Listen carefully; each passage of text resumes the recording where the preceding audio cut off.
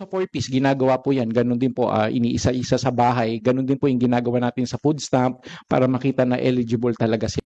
Tiniyak ng Department of Social Welfare and Development or DSWD na dumaan sa mabusising proseso ang pagpili ng benepisyaryo ng Walang Gutom 2027 or food stamp.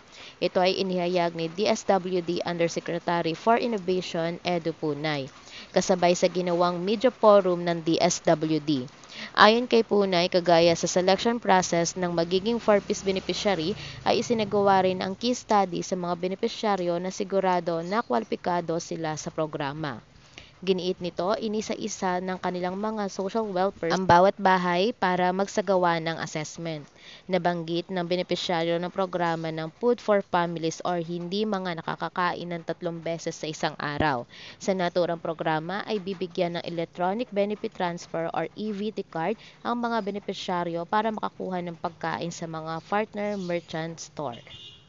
Mabusisi yung validation na ginagawa natin dito sa ating mga programa. Isa-isahin po yan ng ating mga social workers. Pupuntahan sa bahay, i-interviewin po yan.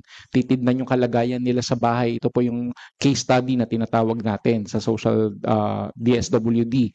So talagang mabusisi po ang ating selection process. Isasagawa ang port scale implementation ng programa ngayong Desyembre.